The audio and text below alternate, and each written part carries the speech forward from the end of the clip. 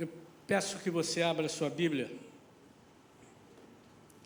em Mateus capítulo 6.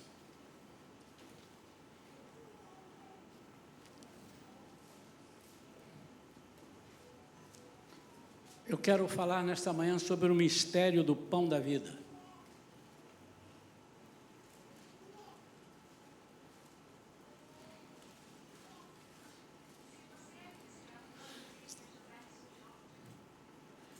A Vivian falou ali algo que ela sentiu e que é verdade. Está tendo uma batalha espiritual, porque o diabo sabe o que eu vou pregar.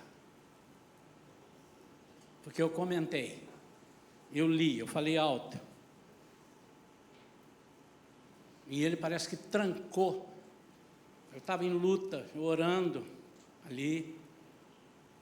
Não sei nem como é que vai ser isso hoje. Pedi licença ao Augusto Jeremias. Jeremias era o profeta chorão, né?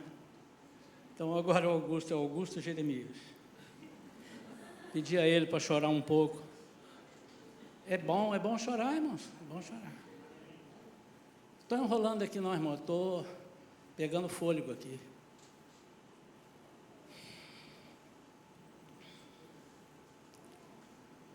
Mateus capítulo 6, versículo 10 diz assim, versículo 9 melhor, por essa razão vós orareis, Pai nosso, que estás nos céus, santificado seja o teu nome, venha o teu reino, seja feita a tua vontade, assim na terra como no céu. Versículo 11. Dá-nos hoje o pão de cada dia, o nosso pão diário. Versículo 12. Perdoa-nos as nossas dívidas, assim como perdoamos os nossos devedores. Vamos falar com Deus.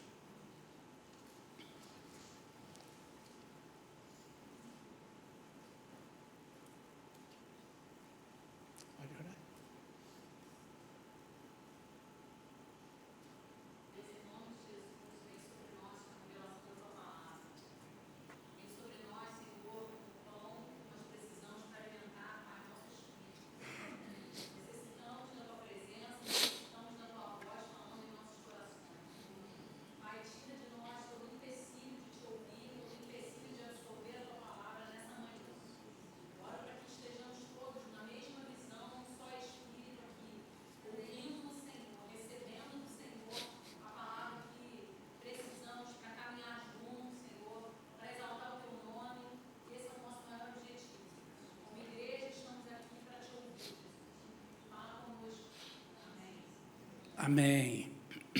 Amém. Nós estamos hoje celebrando a ceia do Senhor, ministraremos daqui a pouco a ceia do Senhor. Primeira coisa que eu quero te dizer é para você nunca colocar a ceia como algo idólatro na sua vida. Não idolatra a ceia. Mas mais do que isso, às vezes você está achando que está fazendo muito bem, que você tenha consciência do que você faz nesse momento. Na minha opinião, nós deveríamos todo culto celebrar a ceia. Essa é a minha opinião. Mas também não é pela ceia todas as vezes, mas é pelo sentido daquilo que a gente entende sobre a ceia. Por isso que talvez hoje você vai entender melhor, ou vai entender o que nunca entendeu, quando o apóstolo Paulo diz que nós temos que discernir o corpo do Senhor. Discernir a ceia. O que é que nós estamos fazendo aqui? Nós vamos comer um pão e vamos beber do cálice. Porque Jesus mandou. Mas por que que Ele mandou? E é interessante, desculpe, irmãos, é interessante que Jesus faz uma conexão faz um link com o pão e o perdão. Aqui está o pão. Esse está muito levinho, porque, enfim, aqui está o pão. Jesus faz a conexão. Quando ele diz, eu sou o pão da vida, eu sou o pão vivo que desceu do céu, tudo isso vai fazer sentido para nós. E na oração do Pai Nosso, ele disse, dá-nos o pão de cada dia. E no versículo seguinte, ele diz, perdoa os nossos pecados, perdoa as nossas transgressões. Ele está dizendo que o pão é que perdoa, não este, mas ele. Dá-nos o Senhor todos os dias para perdoar os nossos pecados, perdoa as nossas dívidas. E ele diz, eu sou o pão vivo que desceu do céu. Na ceia, que nós vamos participar daqui a pouco, ele pega a ceia, ele pega o pão, abençoa, porque ele quer dar sentido que um pão qualquer é um pão qualquer, mas um pão abençoado. Então ele está dizendo assim, a bênção precisa vir à sua vida. Mas o que tem a ver o pão? Ele abençoa a parte, entrega e diz, este é o meu corpo, partido por vós. Este é o meu corpo partido e entregue por causa de vocês. E quando é que ele disse isso? Ele celebra a última Páscoa e celebra a primeira ceia. E nessa ceia, se vocês observarem, tinha o pão e não tinha o cordeiro, porque ele era o cordeiro. Ele já estava entrando na nova fase. E quando foi isso? Às vésperas dele ser morto. Morrer para quê? Morrer para nos salvar. Salvar de quê? Salvar das transgressões, salvar do pecado, salvar da morte eterna. Vamos dar uma parada aqui no Novo Testamento? Vamos lá no Antigo Testamento e vamos ver qual é a conexão. Abre em Daniel capítulo 9. Daniel capítulo 9. Daniel tem uma revelação, um anjo vem falar com ele, entregar ele pessoalmente algo que ele não estava entendendo. Estava terminando o exílio do povo de Deus, e Daniel certamente perguntou, o que vai ser agora?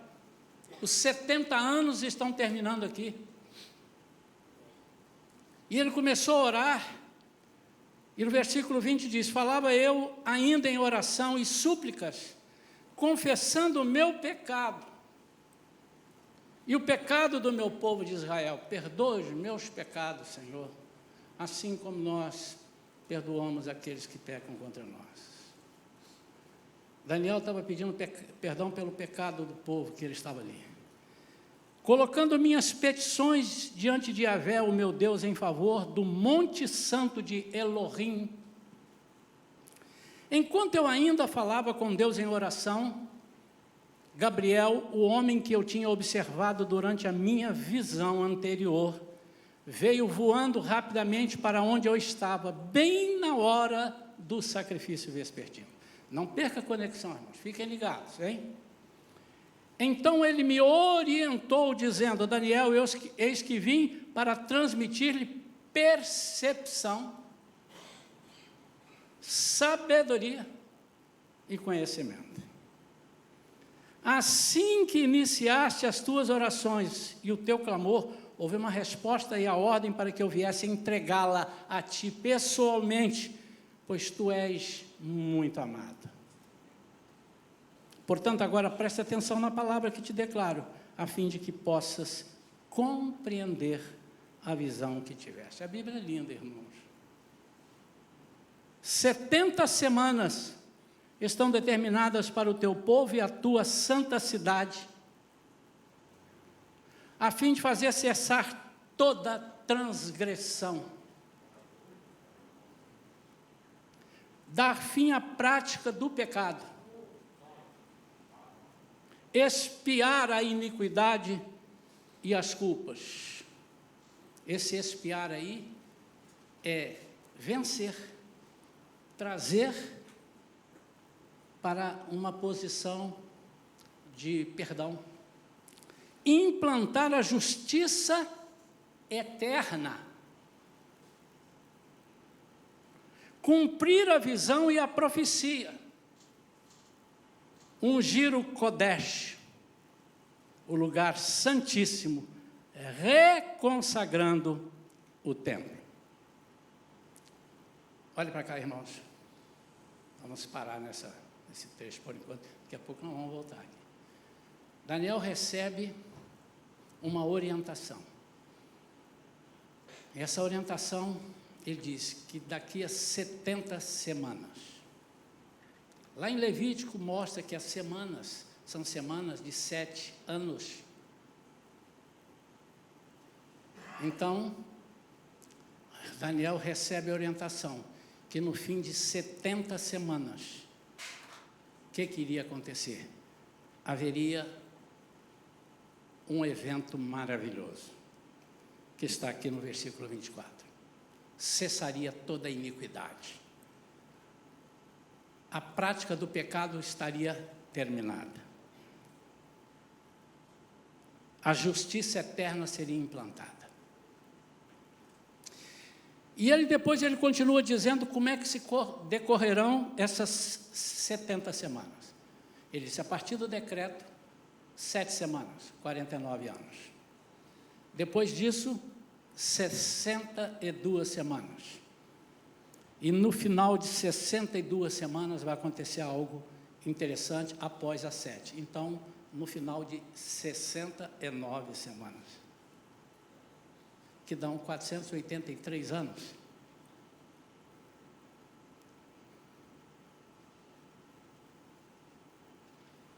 Então, ele diz aqui no versículo 25, assim sabe e entende isto, desde quando partir o decreto real para restaurar e para reedificar Jerusalém, até que o Messias, ungido, o líder escolhido por Deus, venha, transcorrerão um tempo de 7 semanas, já que falei, e mais 62 semanas.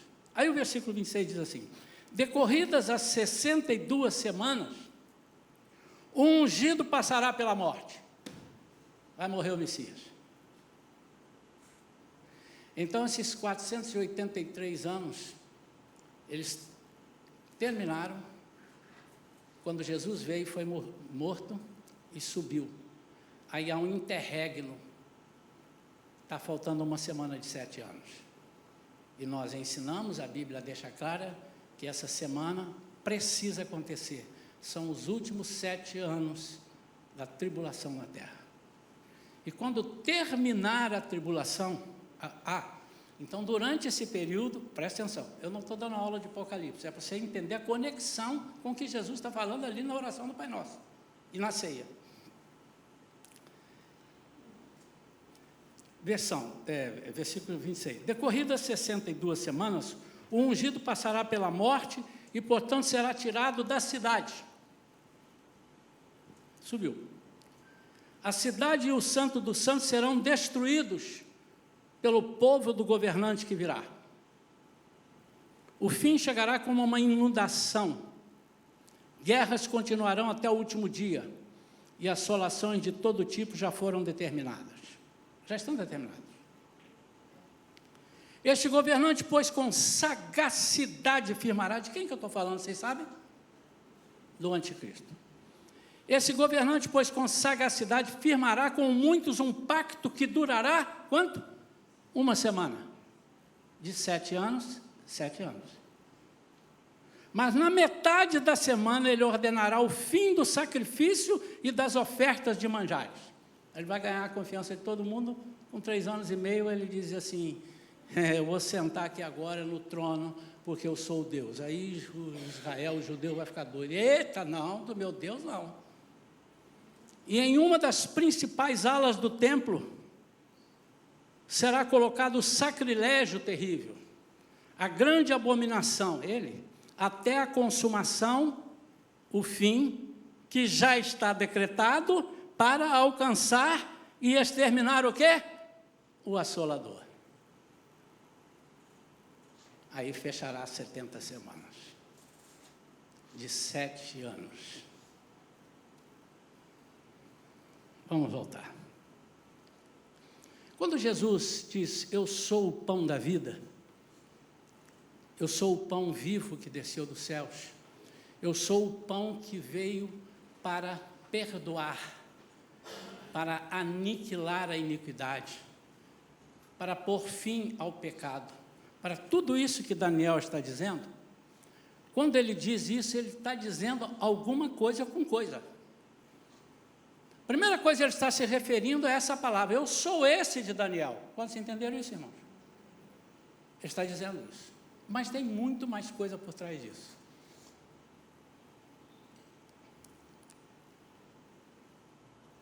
Jesus nasceu onde? Nasceu onde? Em Belém. Jesus foi criado em Nazaré, mas nasceu em Belém. E eu não sei se vocês sabem, mas a tradução de Belém, alguém sabe qual é a tradução de Belém? A casa do pão. Então, Jesus vem de Belém, que é a casa do pão. Uma informação que a gente acaba aprendendo é que o hebraico não tem números, ele é alfanumérico. As letras têm um valor, têm um número. O A tem um valor, tem letra que vale 200, tem letra que vale 300, tem letra que vale 100. O hebraico é alfanumérico. E Belém, a casa do pão, tem um valor numérico. Belém, a casa do pão. O valor numérico de Belém, a casa do pão, é 490. Nascimento, em hebraico, tem um valor numérico 490. Ser perfeito ou completo, que em hebraico chama-se tamim, tem valor numérico 490. Qual é o significado disso? Jesus nasceu em Belém, 490. Jesus foi o sacrifício perfeito, 490. Pedro vai a Jesus e pergunta, Jesus, quantas vezes eu tenho que perdoar? 7? Ele disse, não, 70 vezes 7. Quanto dá? 490. Irmãos, durante anos a gente aprendeu que Jesus falou 490, é um número. Nada na Bíblia sem sentido. E nunca Jesus soltou alguma coisa que não tivesse fundamento. Ele não falou 70 vezes 7, pode ser 200 vezes 5. Não. Ele falou 490. Por quê? Porque eu sou o pão da vida. E no hebraico eu sou 490. E aqui em Daniel está dizendo que virá o perfeito, que transformará todas as coisas e porá fim a todas as coisas. Quando? 70 semanas vezes 7, 490. Irmão, a primeira vez que a gente lê isso, por que é 70 vezes 7? Por que não 50 vezes 80? 50 semanas de 80? 1000 semanas de 70, de 7? É porque tem conexão. Na Bíblia nada é por acaso. O que Jesus está dizendo? Ele vem trazer perdão que liga aos 490, que liga a profecia de Daniel. E aí eu começo a entender que, quando Jesus fala para nós, quando o apóstolo Paulo fala, quando nós recebemos que na hora da ceia, nós temos que fazer isso em memória dele até que ele venha. Vamos mudar isso? Até 490. Você pode dizer isso. Então, irmãos, quando Jesus diz, Pedro, você não tem que perdoar 7, você está falando 7 por quê? Porque 7 é o número da perfeição? Não, mas 7 não vai bastar. Tem que ser até que não seja necessário perdoar. Por que não é necessário perdoar? Porque não tem mais pecado, não tem mais agressão, não tem mais iniquidade. Você vai perdoar o quê? A palavra de Deus é tão rica, há alguns debates, e essa igreja aqui não gosta muito de entrar em debates que possam confundir as pessoas, e há pessoas que eles pegam nos detalhes, e os detalhes muitas vezes são diabólicos, porque faz com que você saia do foco que Deus está te dando. Imagine que você vai passar por uma estrada, e uma estrada bonita, e todo mundo diz, que estrada bonita, por aqui nós vamos chegar em 3 horas em vez de 20 horas, que estrada maravilhosa. Mas quem construiu essa estrada? Foi o arquiteto fulano de tal. Mas esse arquiteto não é o filho de fulano? Não. E esse camarada, esse cara eu conheço ele, esse cara era corrupto. A estrada está lá. E você se pegou no arquiteto que construiu a estrada. E nós temos que estar atentos que há discussões que não levam a lugar nenhum. E às vezes nós pegamos nos detalhes e ficamos preocupados. Quer ver um exemplo? Há uma discussão uma vez, assim, um mês aí, muitas pessoas vieram me perguntar isso. Primeiro vieram me perguntar se o bicho vai para o céu. Meu cachorro, se eu morrer, vai para o céu. E eu fui explicar. E a pessoa quase saiu da igreja, que eu disse, no meu entender, não. Mas a Bíblia diz que lá vai ter cavalo, mas é outro cavalo, sei. Irmão, mas você está preocupado com o cachorro que vai para o céu ou com você que vai para o céu? Eu não sou contra o cachorro, nem a favor, muito antes, pelo contrário. Mas você está pegando num negócio que não existe. Para que isso? Se tiver determinado que ele vai para o céu, você vai encontrar com ele lá. E se não tiver, você não vai lembrar que teve cachorro. Eu entendo assim. Aí me fizeram um dia uma pergunta, pastor, nós vamos conhecer as pessoas que conviveram conosco, morreram, nós vamos conhecer lá? Antes eu achava que não, depois eu fui ler direitinho a Bíblia, eu acho, essa é a minha opinião. Você pensa o que você quiser, você que está na gravação, pastor, pastor Isaías, pensei que fosse melhor, hoje está prisão, isso é o meu, eu tenho liberdade para pensar. Eu acho que nós vamos conhecer. Aí alguém um dia disse, mas se eu conhecer o meu pai, eu vou lembrar que ele me estuprou. Então, não posso conhecer meu pai. Não é meu caso não, tá, irmãos? Você vai ver. O que você faz com o resto da Bíblia?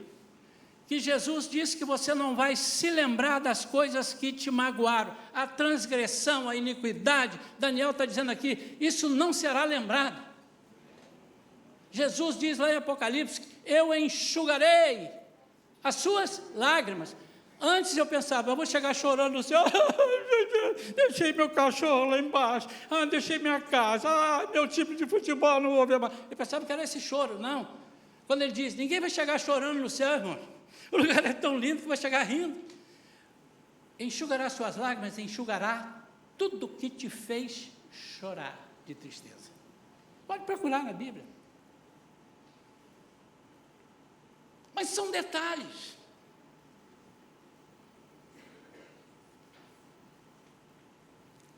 Vamos voltar. 70 semanas. Uma vez eu estava lendo aqui, falei aqui na igreja, alguns irmãos lembram, a minha filha lembra que eu falei com ela, minha esposa, e mais alguém, num estudo que eu estava dando aqui de Apocalipse. Falei, irmãos, eu tenho algo aqui no meu coração que está encasquetado, e eu estou pedindo revelação a Deus. E eu disse, 70 semanas, vai acabar isso tudo. 70 vezes 7, 490. E eu fui direto em Pedro. E Pedro perguntou, quantas vezes eu tenho que perdoar? Ele disse, 70 vezes 7. Muita coincidência de não ser isso aqui.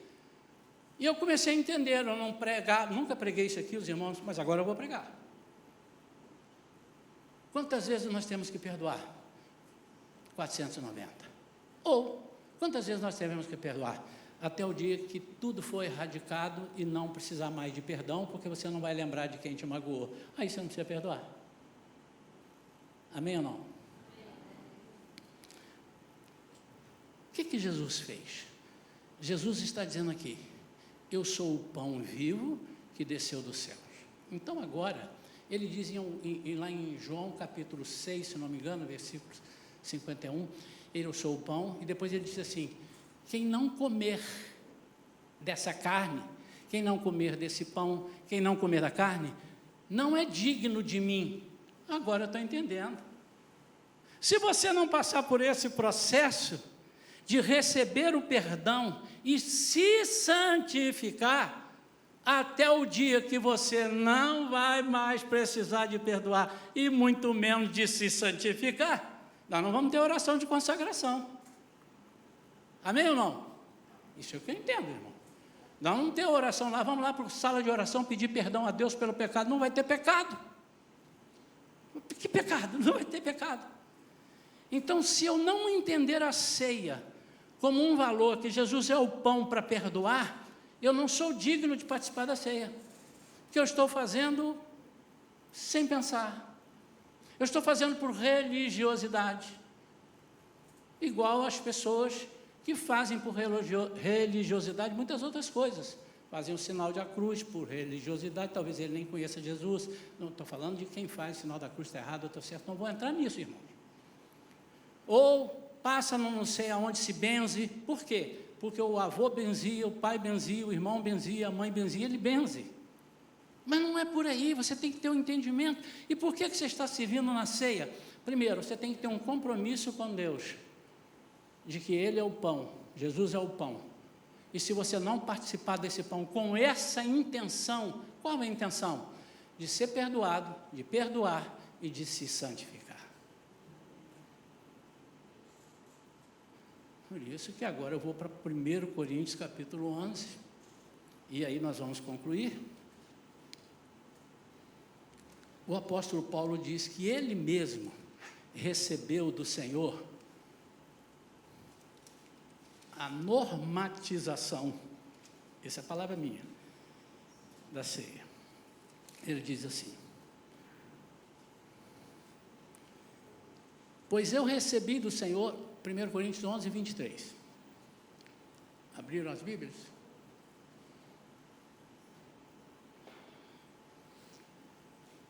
Pois eu recebi do Senhor o que também vos entreguei, que o Senhor Jesus, na noite em que foi traído, tomou o pão, e logo após haver dado graças, o partiu e disse: isto é o meu corpo, que é dado por vós, fazei isto em memória de mim.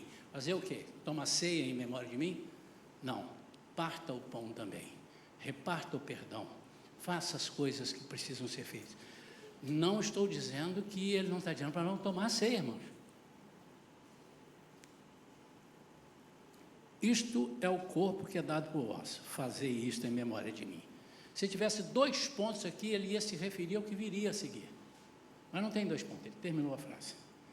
Do mesmo modo, depois de comer, ele tomou o cálice e declarou: este cálice é a nova aliança no meu sangue, fazei isso todas as vezes que o beberdes em memória de mim.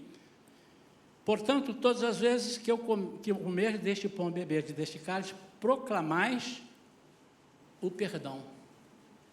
Amém ou não? Olha lá, a morte do Senhor. E se Ele morreu para nos perdoar, nós vamos proclamar o perdão. Até quando? 490. Nós estamos no interregno, que quando Jesus voltar, quando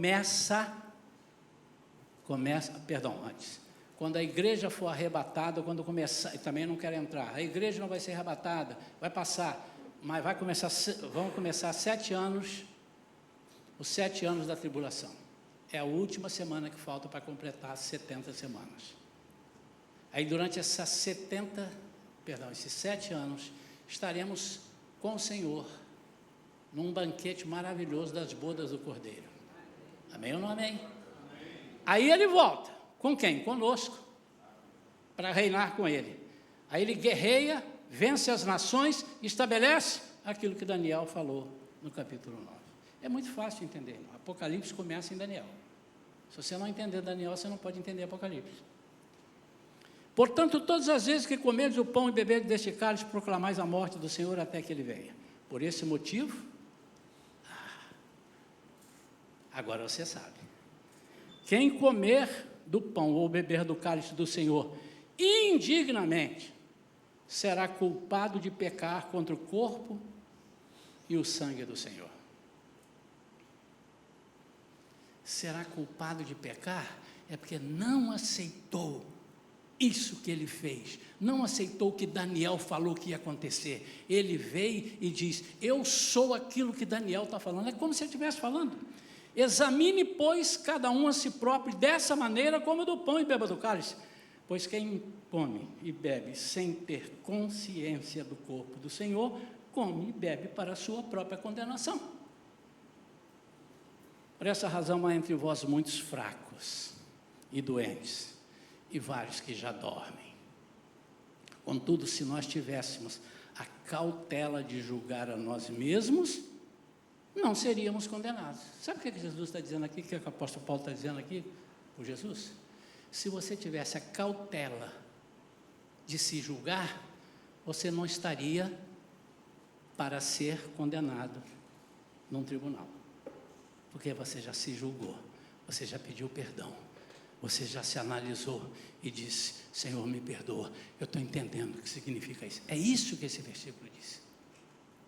Mas se você não faz isso, você está sujeito à condenação.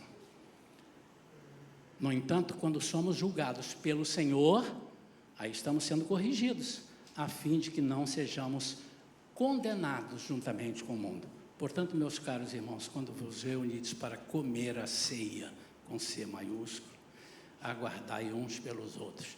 Essa é uma das coisas que a igreja entende ao pé da letra.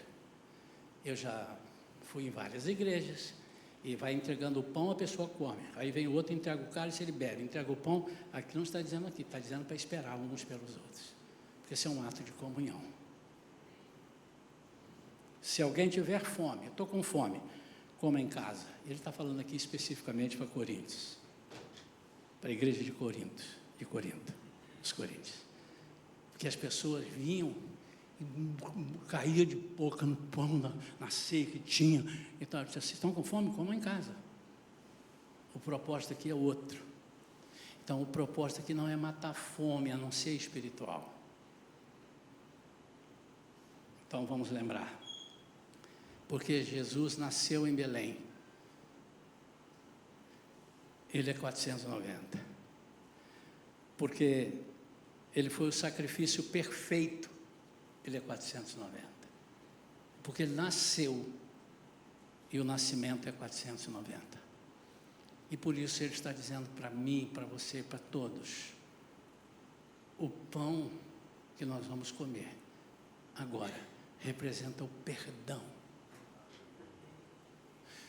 Por isso, irmãos, eu que nasci em um lar cristão, ouvi vários pastores, meus pastores, eu era lá jovem: você que está em pecado, não venha para a mesa.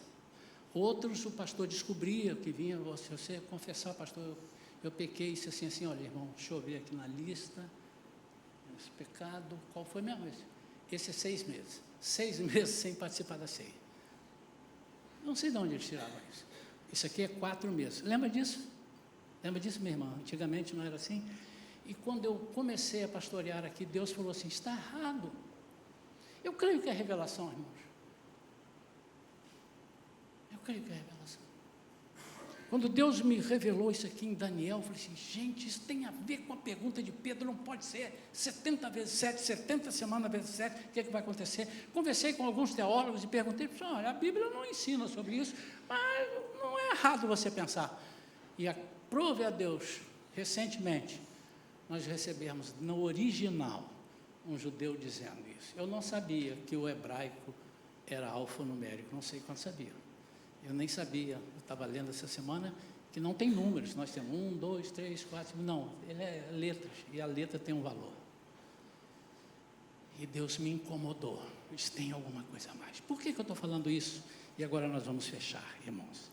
Eu estou falando isso porque eu fico me perguntando: tem valido a pena a gente participar da ceia? Se você vai ajoelhar agora, que nós vamos ajoelhar para pedir perdão, para participar, e entender, agora você acrescenta na sua oração, eu vou acrescentar na minha: Senhor, eu entendo que o Senhor é o 490, é o sacrifício perfeito, eu quero ser como o Senhor. Pastor, desculpe lá, pastor, isso é um pouco demais. Ué, mas eu fui feito a imagem e semelhança de Deus. E um dia desse eu ouvi alguém falando tem muita coisa engraçada no YouTube, né? Essa é uma delas. Deus fez cada um a imagem e semelhança. Eu fico pensando, Deus uma hora é gordo, outra hora ele é magro, outra hora ele é escuro, outra hora ele é claro, uma hora ele tem um nariz grande, outra hora ele não tem, porque foi feita a imagem e semelhança do seu caráter. É isso, não é? Até porque esse corpo, eu não sei como é que vai ser lá, mas esse aqui vai ser destruído. Ele nos fez a imagem e semelhança dele. E ele disse, não fui eu que disse, foi ele. Sede o quê? Santos. Por causa de uma coisa. Por quê? Então é possível você ser santo? Se não fosse possível, ele não falava sede santo. Mas sede santos, ele não está dizendo assim, nunca mais peque, porque ele sabe que é impossível. O que ele está dizendo é o seguinte, vou pegar aqui uma frase boa. Tenha no coração e na mente o propósito de se tornar santo. Mas enquanto você não vai ser santo lá, 490 em cima de você. Embrulhei? Enquanto você não chegar lá e não ter mais necessidade de se santificar, eu vou te dar uma receita, 490. Você não vai ser o pão da vida, porque só Jesus é. Mas você pode perdoar e pode pedir perdão. E além do mais, pode buscar ser perfeito nas coisas de Deus.